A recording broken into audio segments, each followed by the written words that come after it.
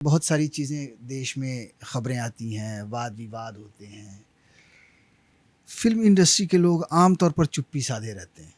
क्या लगता है आपको, कुछ डर होता है? जैसे फॉर एग्ज़ाम्पल पहलगाम हुआ या ऑपरेशन सिंदूर हुआ। बोलें क्या? ये बताएँ ना, क्या बोलें? मैं उस पे क्या बोलूँ? मैं जो बोलूँगा तो यही बोलूँगा, ये तो बहुत गलत है। ये होना ही नहीं चाहिए। एक कहावत है कि अपनी लकीर बड़ी करने के लिए दूसरे की मिटाओ मत। आप एक रिफ्ट फैलाने के लिए इस तरह का एक एक्ट को अंजाम देते हैं कि ये ऐसे नहीं तो ऐसे टूट जाए समाज। भई उस एक्ट ऑफ वॉर का या एक्ट ऑफ टेररिज़्म का जो मकसद है वो क्या है? तोड़ना। तोड़ना भी क्या मकसद है?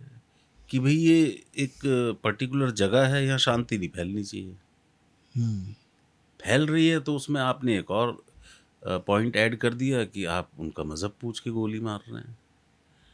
इससे क्या होगा? इससे इस देश के समाज में नफ़रत फैलेगी। बेसिक मतलब ये है कि आप हमारे देश को कमज़ोर करना चाहते हैं। ये फिर जवाब तो हमारे पास भी है। तो इसमें मैं as a film industry person मुझे कोई डर नहीं है कि मैं अगर दूसरे देश के खिलाफ बोलूँ तो मेरा काम वहाँ देखेंगे, नहीं देखेंगे ना देखें।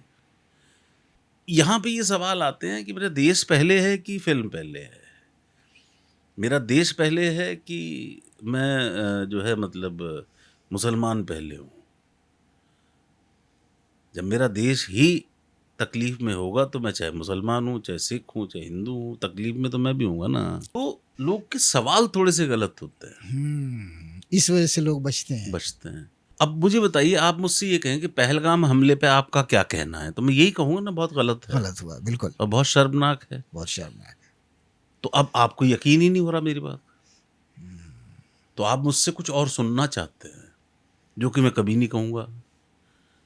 क्योंकि मैं अपने देश का ही वासी हूँ।